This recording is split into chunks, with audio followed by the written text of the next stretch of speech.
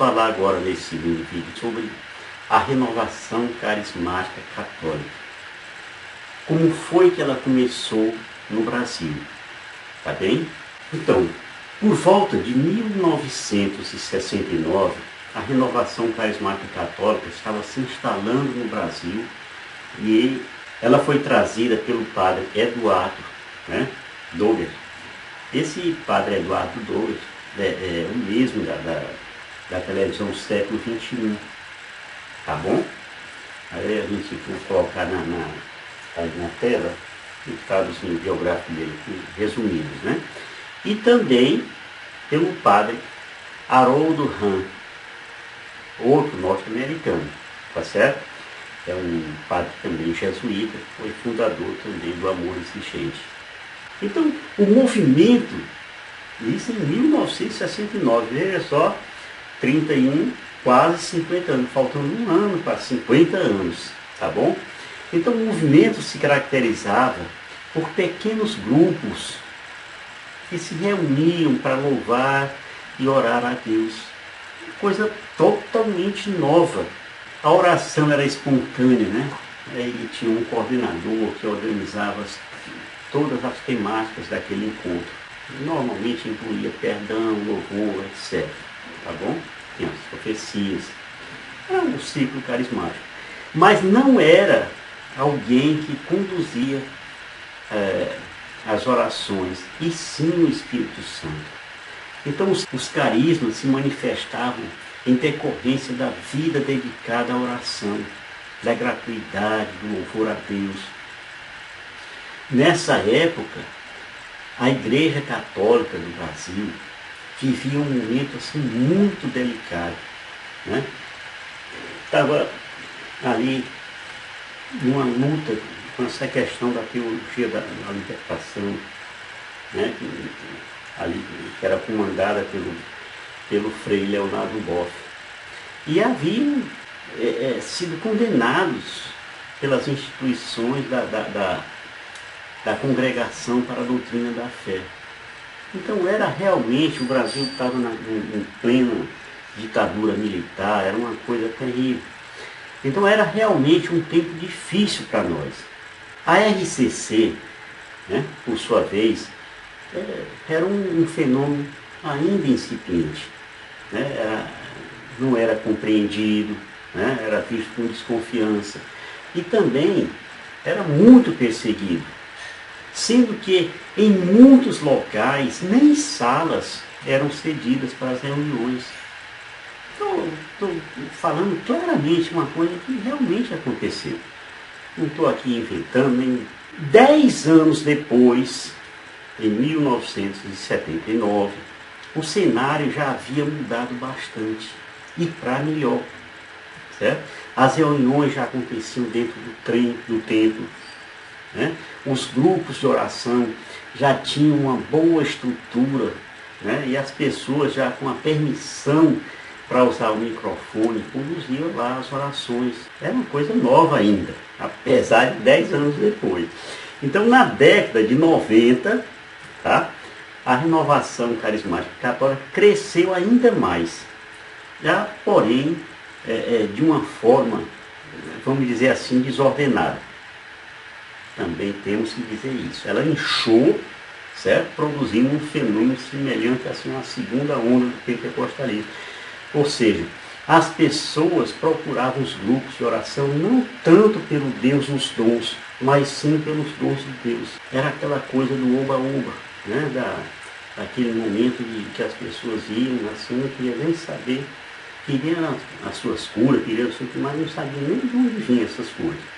Então era preciso que tivesse uma reflexão sobre os rumos do movimento.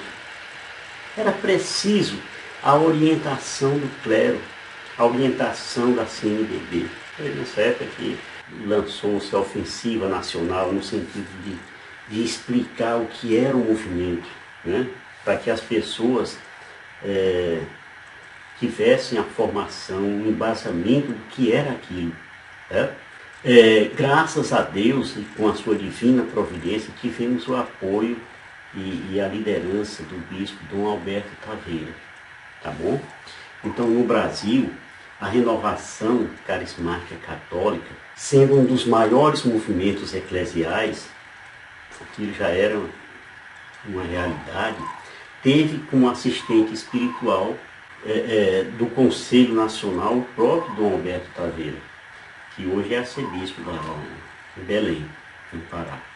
Então, por volta de 2006, certo? 37 anos depois, ele foi solicitado, olha quanta coisa não passou, uma d'água não passou debaixo dessa ponte, que ainda para que os bispos começassem a entender e começassem a ver a renovação com os olhos de bondade, né?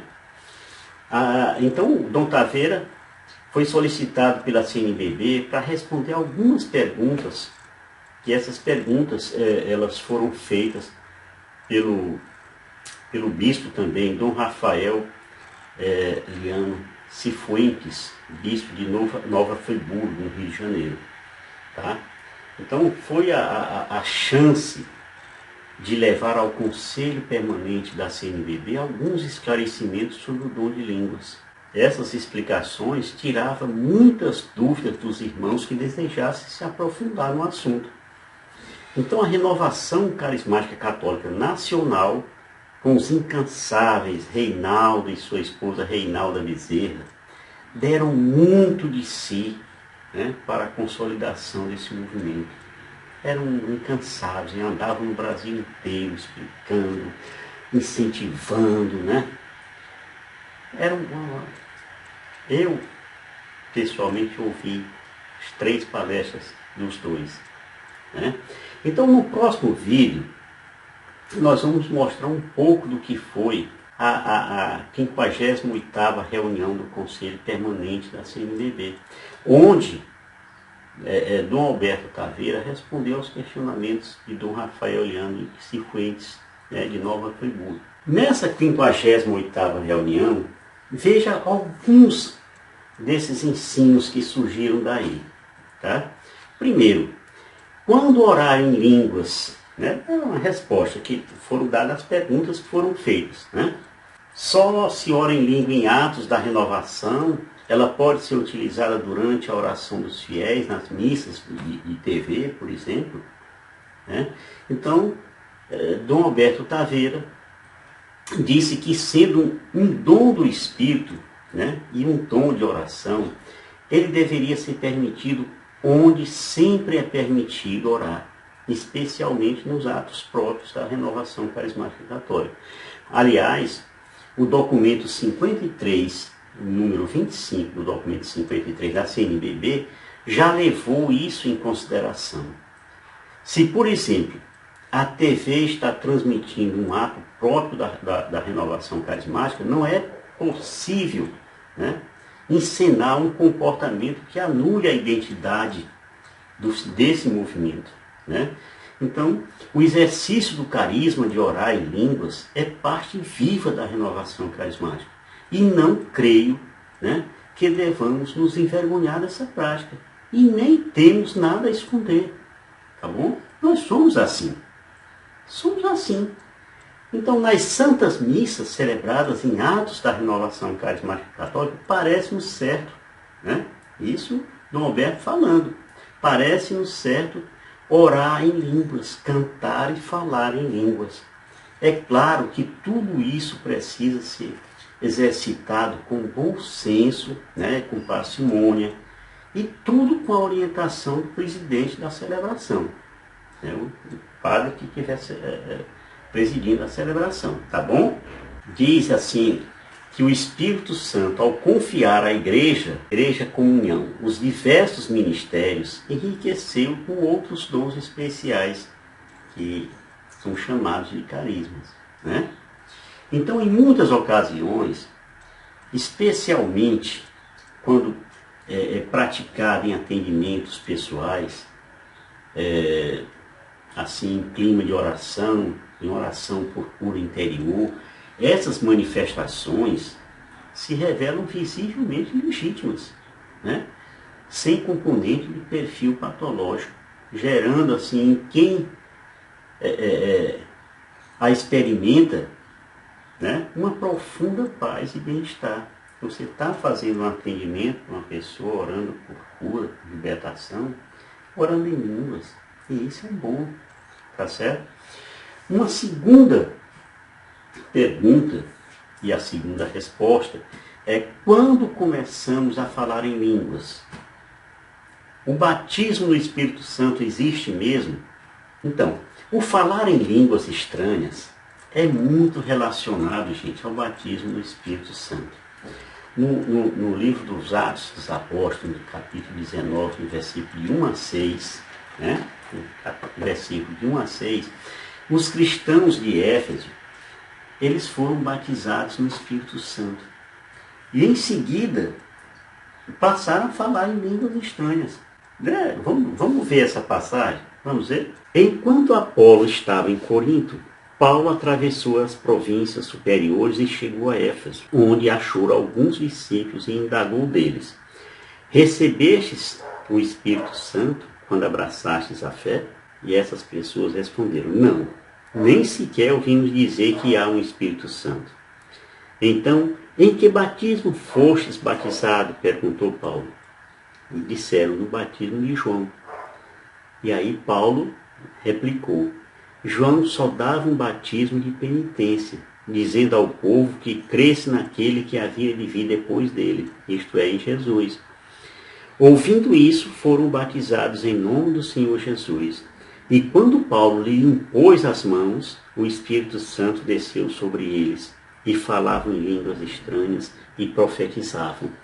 Atos 19, de 1 a 6. Está vendo, gente? Devo esclarecer que o batismo no Espírito Santo é bíblico.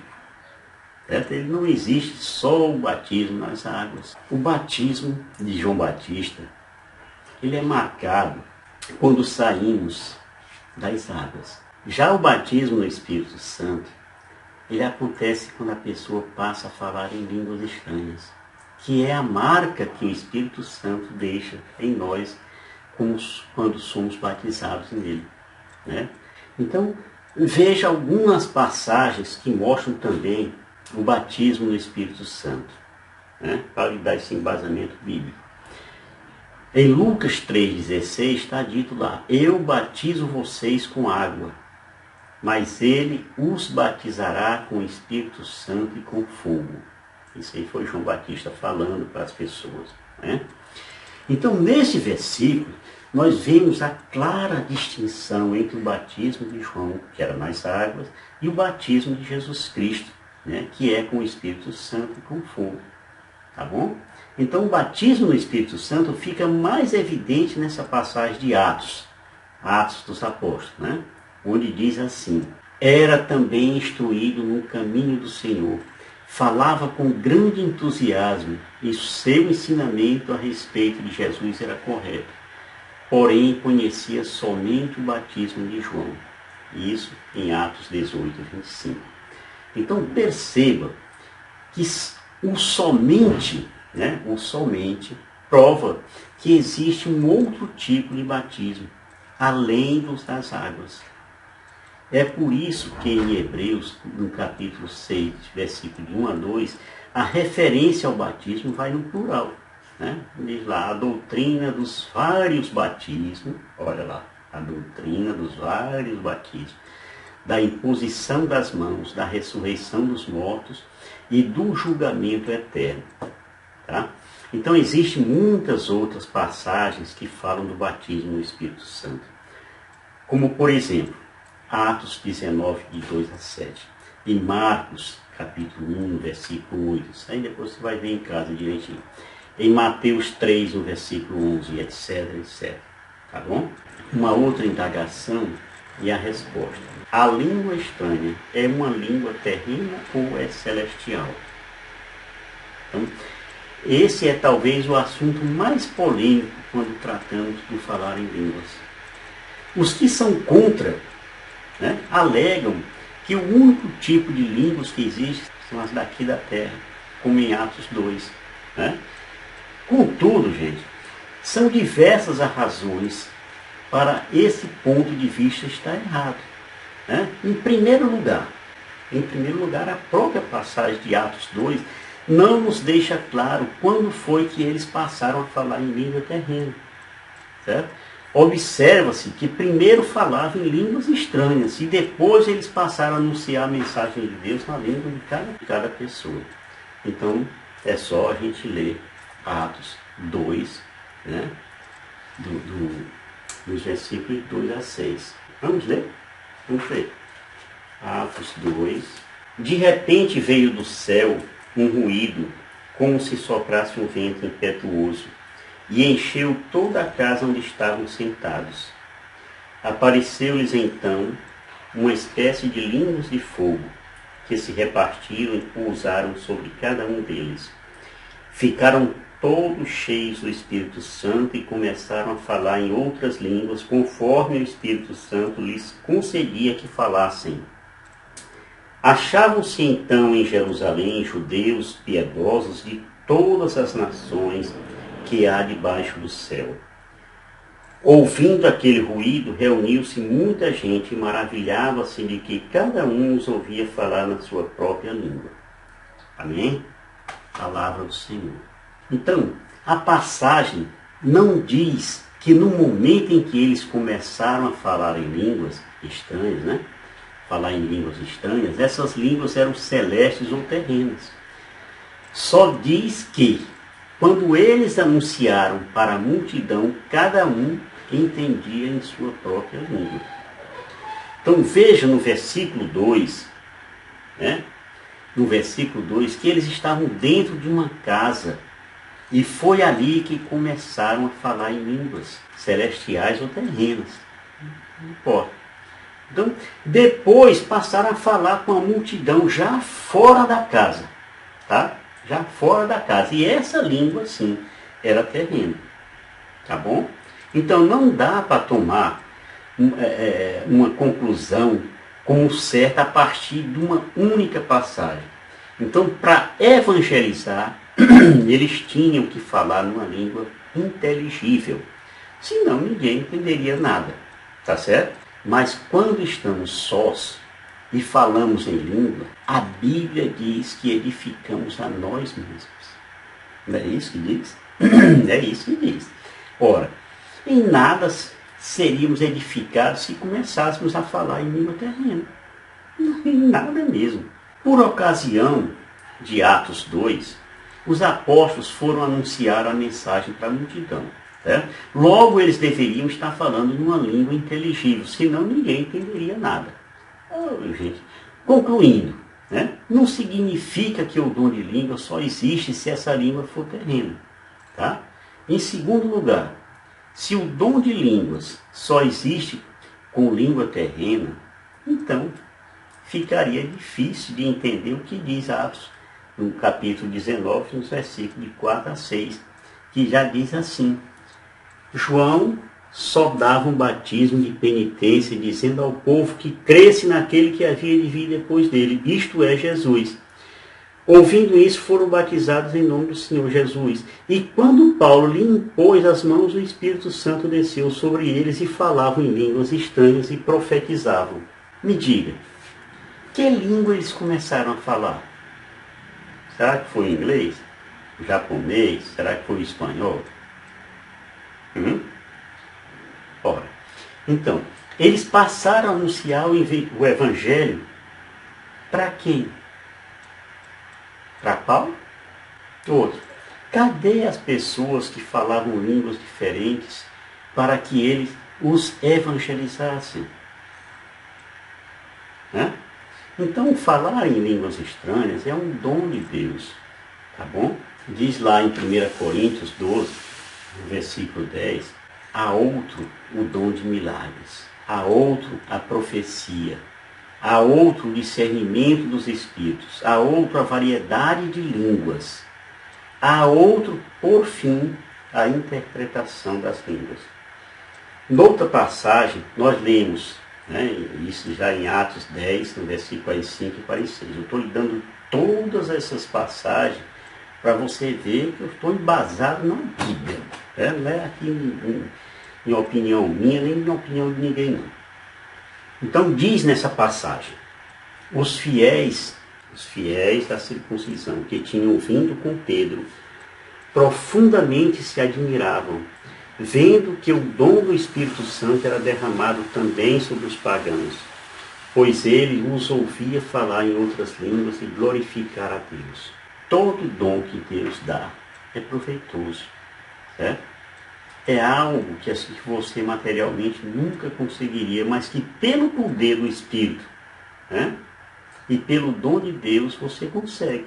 Elas são as línguas estranhas mesmo, né, desconhecidas para todos. É por isso que está escrito: aquele que fala em línguas não fala aos homens, senão a Deus. Ninguém o entende, pois fala coisas misteriosas sobre a ação do Espírito. 1 Coríntios 14, versículo 2. Então, quando alguém fala em línguas, é o Espírito Santo que está falando pela sua boca. O Espírito Santo só poderia falar algo celestial, algo ininteligível. Vimos que aquele que fala em línguas edifica-se a si mesmo, né? Em 1 Coríntios 14, 4. Mas para aqueles que consideram que o falar em línguas é língua terrena, sempre, né? Seria um absurdo ser edificado, né? Enquanto fala em espanhol, em inglês, ou japonês, ou português. Até porque os que negam as línguas celestiais também negam que o Espírito Santo esteja intercedendo por você naquele momento. Não é assim? Então, essa passagem de 1 Coríntios 14 não faria nenhum sentido. Na verdade, Paulo deveria ter escrito exatamente o inverso disso. Algo assim do tipo: aquele que fala em língua sozinho não está se edificando em nada. Existem os que dizem que o dom de línguas era só em línguas terrenas, né? Que o dom só serviria para anunciar a mensagem para os descrentes. Isso ainda assim na língua deles. Tá certo? O verdadeiro dom de língua é exatamente o inverso do que pregam os céticos, né? A gente vê o que Paulo escreveu em 1 Coríntios 14, 5. Ele diz assim: ora, desejo que todos faleis em línguas, porém muito mais desejo que profetizeis. Maior é quem profetiza do que quem fala em línguas, a não ser que este as interprete, para que a Assembleia receba edificação. Então Paulo faz uma grande diferenciação entre anunciar a mensagem de Deus e o dom de línguas estranhas. Isto porque, ao contrário do que dizem aqueles que pregam que essas línguas são terrenas, esse dom não serve para a edificação do próximo, né?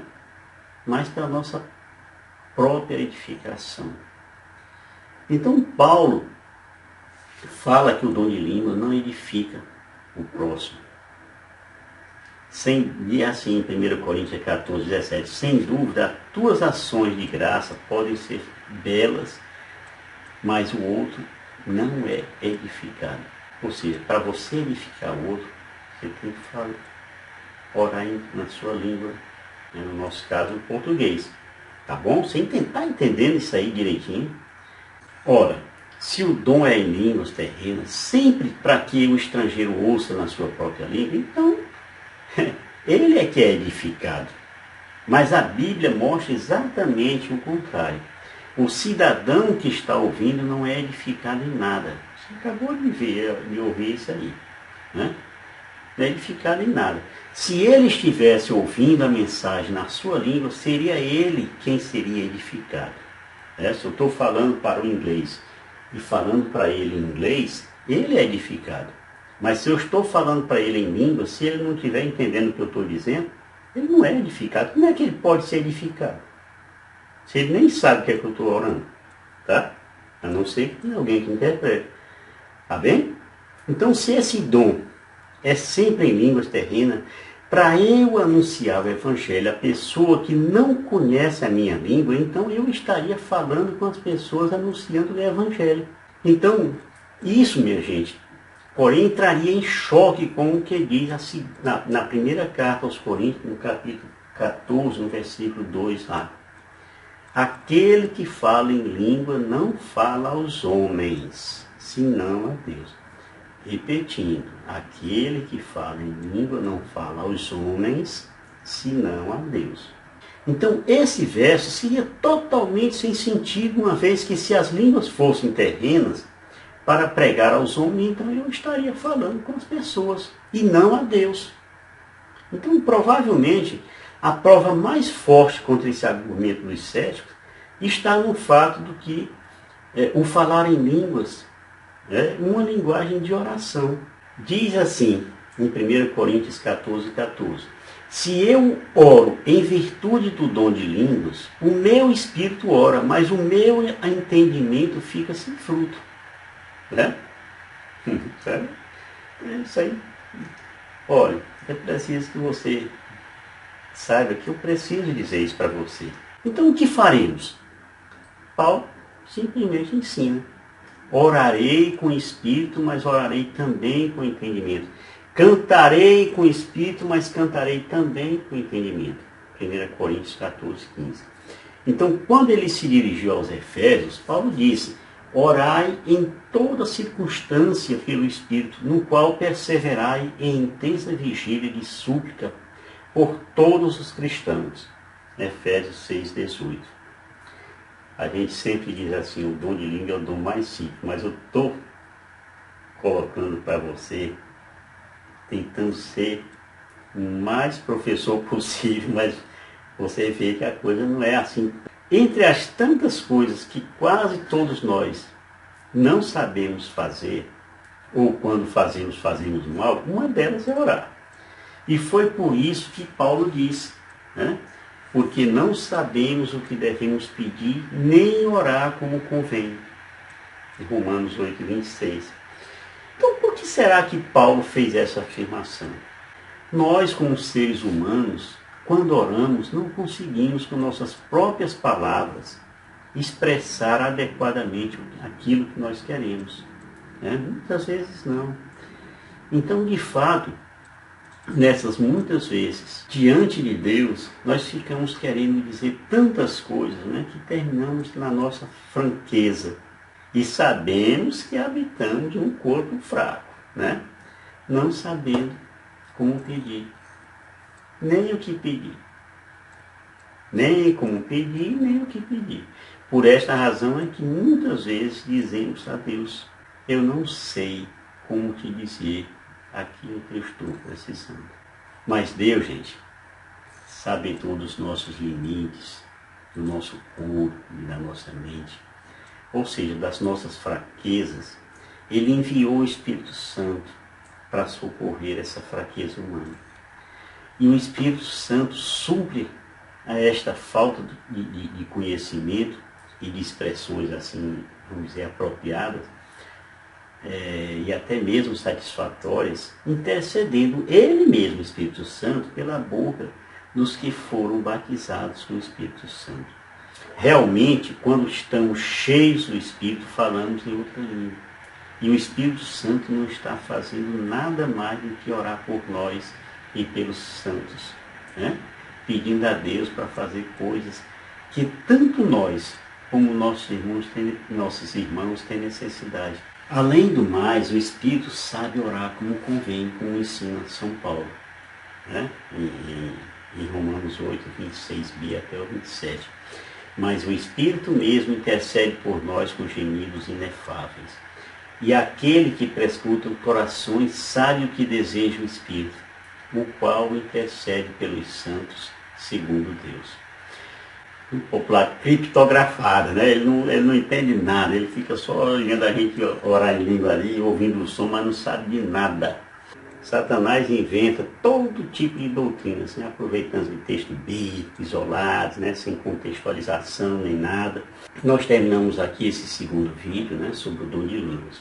Eu quero que todos vocês sejam perseverantes e busquem conhecer melhor os dons do Espírito Santo, pois só assim vocês poderão servir com autoridade. Tá bem? Perseverança. Não pense que está difícil, não. Pode ter certeza que tudo que você ouviu e leu nesse vídeo, o Espírito Santo está guardando em você. Ainda que você nesse momento não entendesse alguma coisa, ou não entenda alguma coisa, mas o Espírito Santo está colocando no seu coração. Lá na frente, quando você ouvir alguma coisa, você, o Espírito Santo.